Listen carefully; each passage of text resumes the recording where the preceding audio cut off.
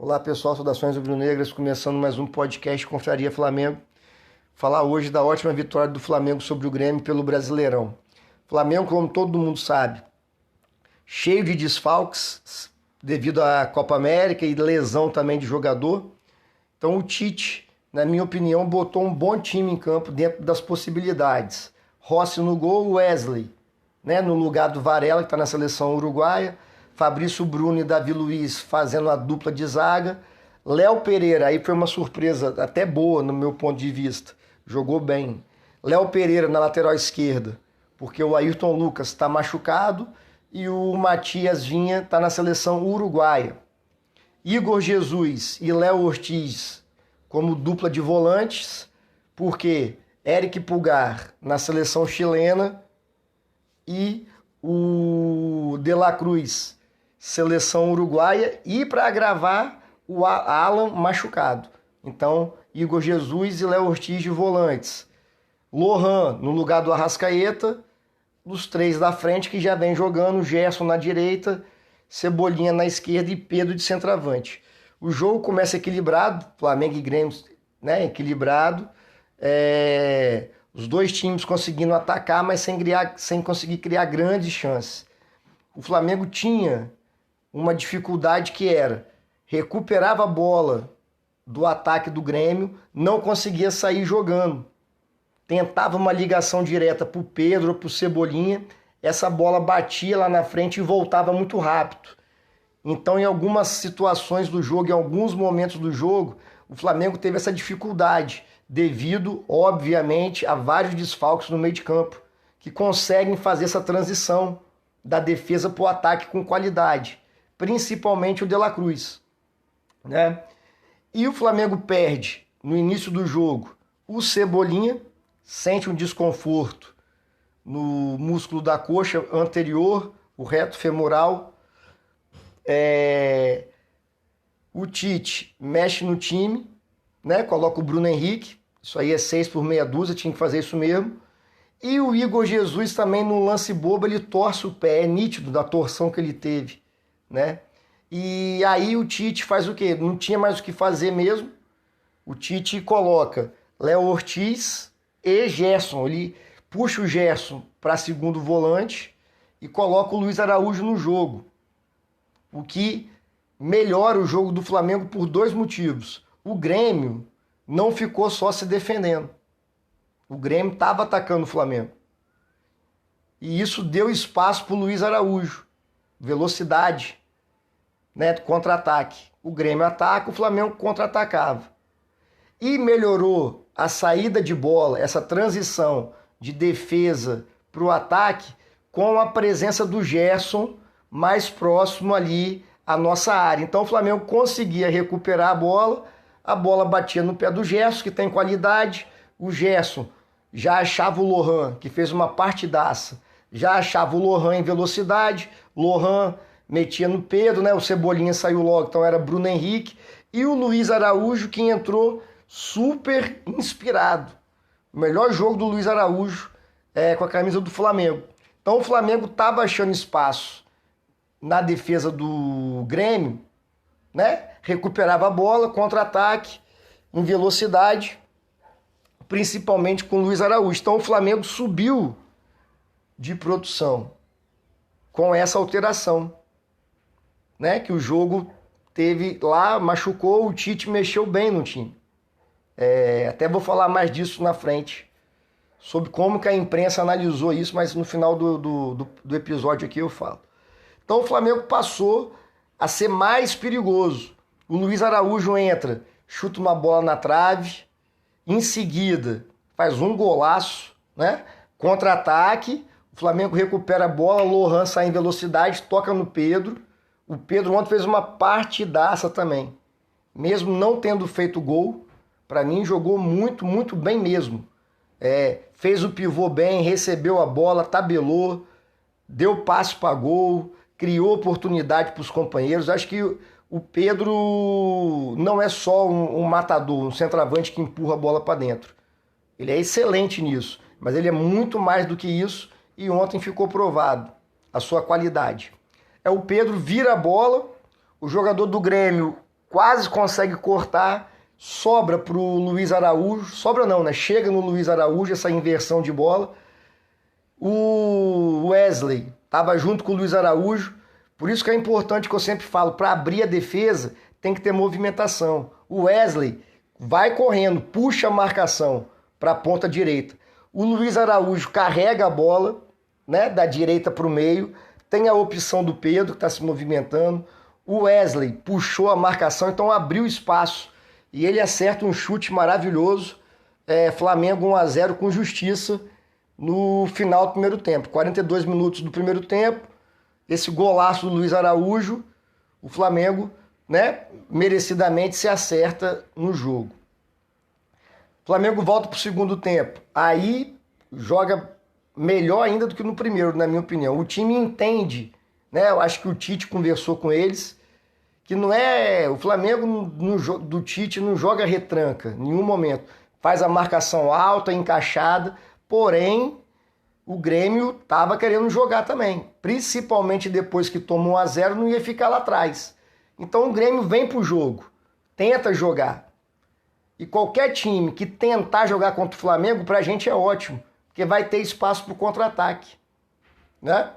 Então, Flamengo, em velocidade, conseguia achar contra-ataque, perdeu o gol, teve a cabeçada do Davi Luiz numa boa jogada de escanteio, o Davi Luiz acerta a trave. O Flamengo, então, passa a dominar o jogo, diferentemente do que a transmissão do Premier queria falar. Só um parênteses aqui. O narrador chamado Jader Rocha,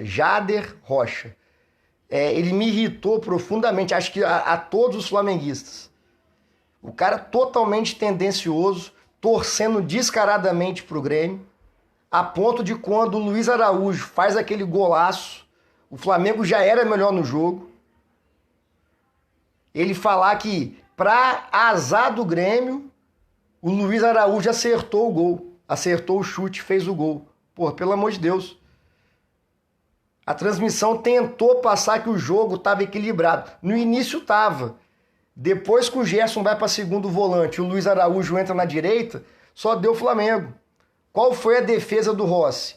Tem um chute do lateral esquerdo lá, aquele idiota lá, que jogou no São Paulo, chutou um chute marcado que o Rossi espalmou tranquilamente. Qual foi a grande chance cara a cara do Grêmio? Não teve. Só queria falar isso porque foi constrangedor. Aí eu pesquisei durante o jogo. O Jader Rocha nasceu aonde? Nasceu em Porto Alegre, num bairro que é colado no estádio do Grêmio. Então o cara é um gremista. Ótimo, problema nenhum. Só que ele tem que ser profissional. Mas voltando pro jogo, como eu disse, diferentemente do que a transmissão quis mostrar, quis passar, né?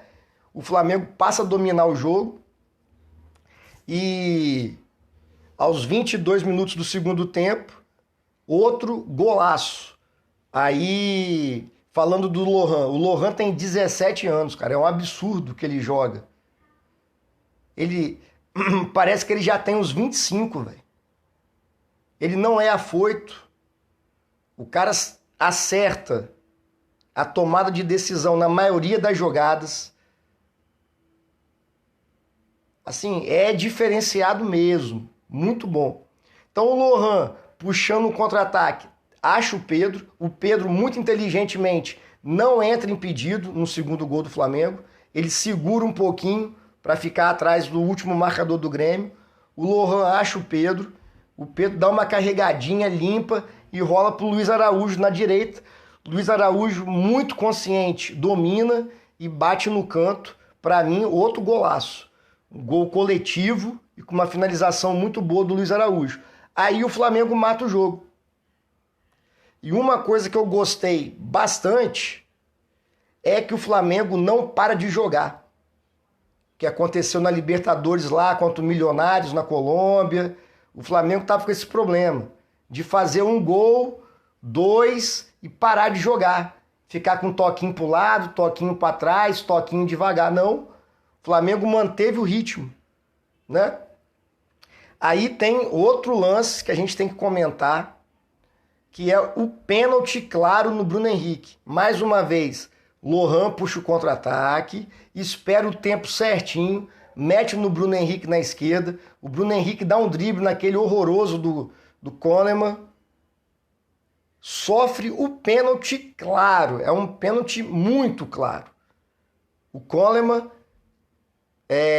toca no pé de apoio do Bruno Henrique, é falta. Tocou, é falta.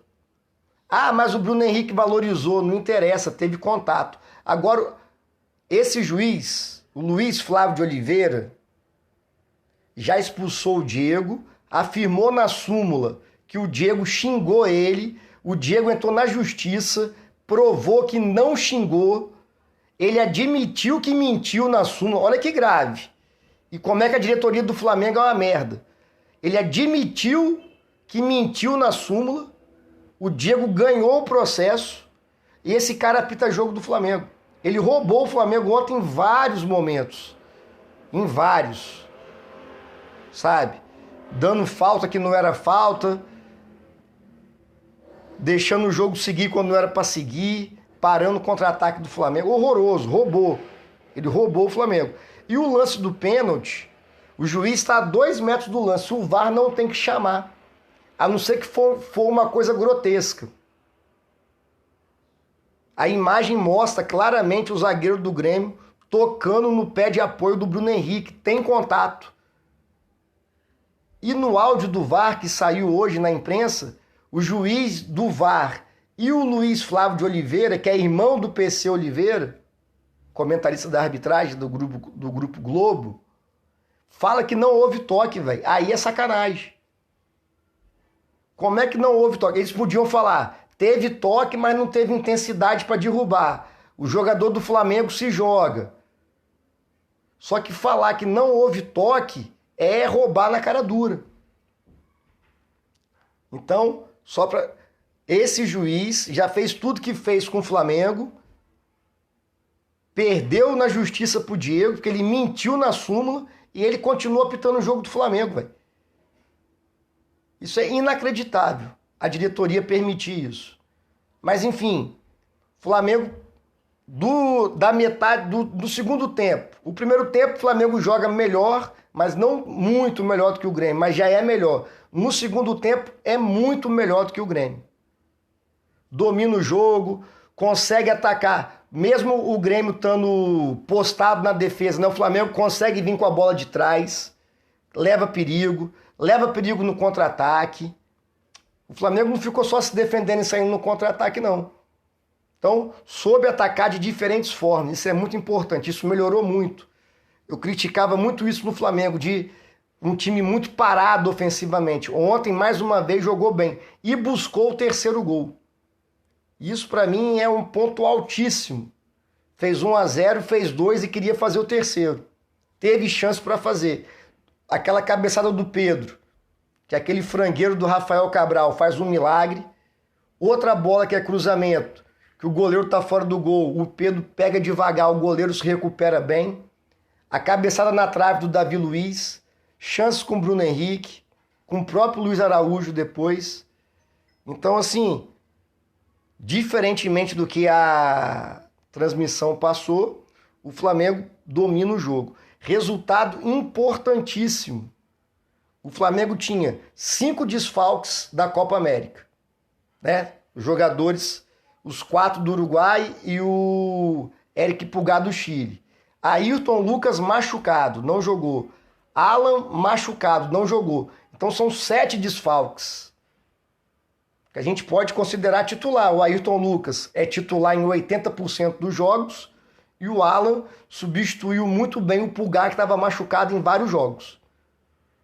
Então o Tite armou muito bem o time do Flamengo. Léo Pereira fez um papel honesto na lateral esquerda. Não apoiou, porque não é a dele, mas soube ocupar muito bem aquele espaço. Inclusive, tem uma jogadaça do Flamengo que é com o lateral esquerdo, Léo Pereira, e com o volante, Léo Ortiz.